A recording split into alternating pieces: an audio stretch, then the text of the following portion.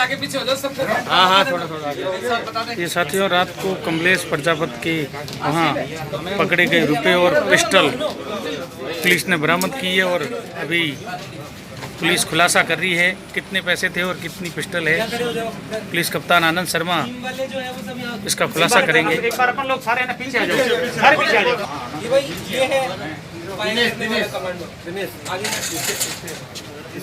Dinesh ji mask के order थोड़ा ये है दिनेश कमांडो जिन्होंने रात को फायरिंग की। उसके बाद दिनेश हेड कांस्टेबल है। दिनेश हेड कांस्टेबल है। आपके बाद हेड कांस्टेबल बोलना बस।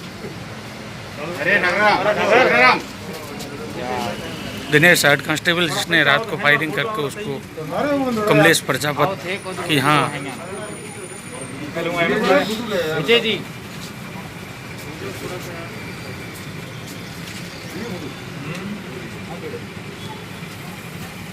डांगा साहब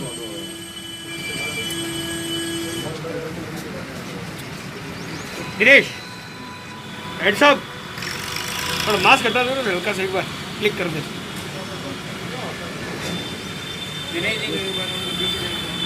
ओके सर, साहब को बुलाओ। बाकी है बैठ जाओ।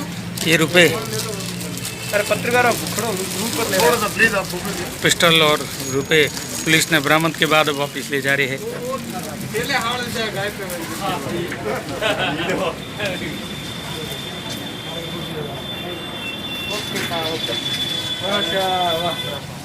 पाली पुलिस के जरिए इतला मिली थी कि सांडेराव थानाधिकारी धोलाराम पर गाड़ी चलाकर जो फरार तस्कर है कमलेश प्रजापति, वो जो है बाड़मेर शहर स्थित उसका घर है, उस पर आया हुआ है।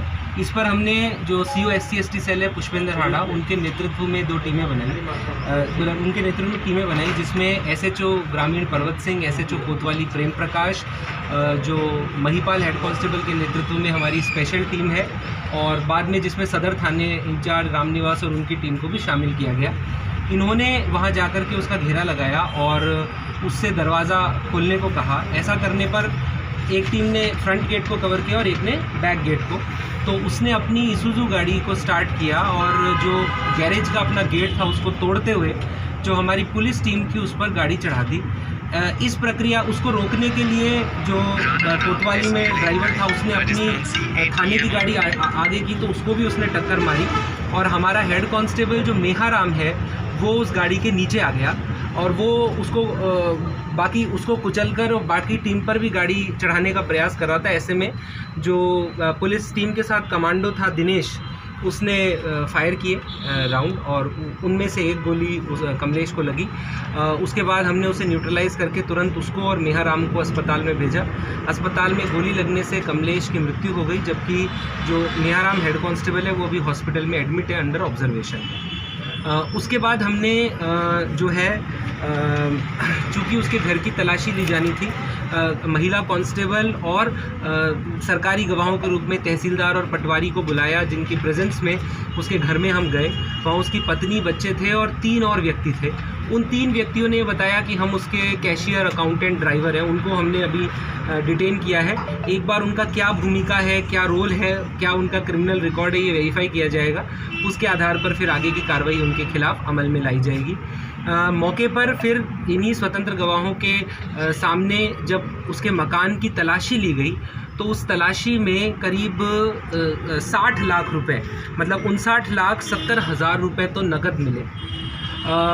करीब 2 किलो 360 ग्राम अफीम का दूध, 1 किलो 715 ग्राम डोडा पोस्त, 5 पिस्टल, 9 मैगज़ीन और 121 जिंदा राउंड बरामद हुए। उसके अतिरिक्त 13 मोबाइल फ़ोन, 4 डोंगल और 11 लग्जरी गाड़ियां बरामद हुई, जिनमें 1 BMW, 1 Fortuner, 2 Innova, 3 ईसुज़ू, 1 Skoda, 1 truck, 2 motorcycle शामिल है। पुलिस ने इन सब वाहनों को भी जब्त किया है। अभी FSL टीम और MOB टीम ने मौके से सारे साक्ष्य उठाए हैं। वो फिंगरप्रिंट, टायर मार्क, बुलेट खोके, ये सब कुछ रिकवर किया है। IO के द्वारा नक्शा मौका और अन्य कार्रवाई की जा रही है। इसके और भी संपत्तियां होने की जानकारी मिली है, जिसके बारे में हम तफ्तीश करेंगे और वहाँ भी आगे सर्च सीजर ऑपरेशन जो है वो चलाएंगे। अभी इस सारी घटना को लेकर के जो टीम इंचार्ज थे सीओ SC/ST सेल, उनकी तरफ से एक प्रकरण सदर थाना में जब दर्ज कराया गया है, जिसकी तफ्तीश सीओ चौहटन नारायण सिंह के द्वारा की जा रही है।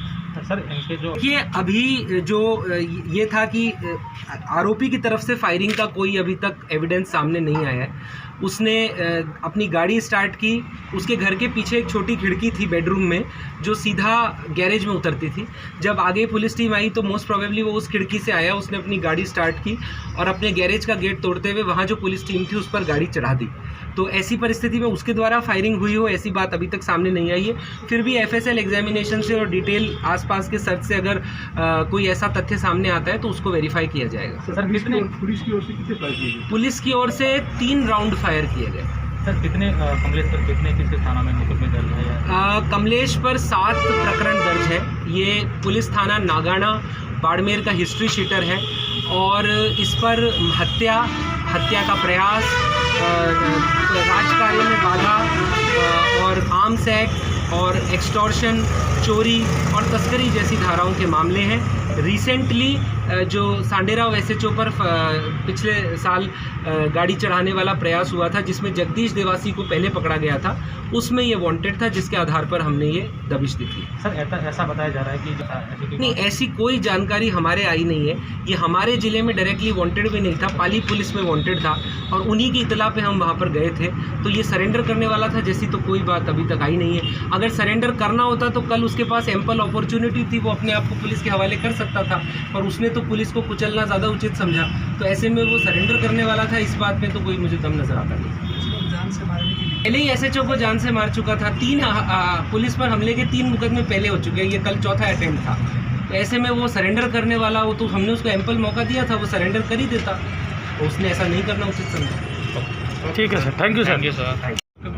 देखिए, पुलिस जो एनकाउंटर में मृत्यु है उसको लेकर के सेट प्रोसीजर्स हैं नेशनल ह्यूमन राइट कमीशन के, 16 पॉइंट्स हैं, हम उन सभी की पालना कर रहे हैं। कल रात को ही हमने उसके भाई और उसकी पत्नी को उसकी मृत्यु की सूचना दी थी। इस सीजर में कुछ जेवरात मिले थे घर से जो उसकी पत्नी का स्त्रीधन प्रतीत होता था। हमने उन्हें अननेसेसरी जब्त करना उचित नहीं समझा।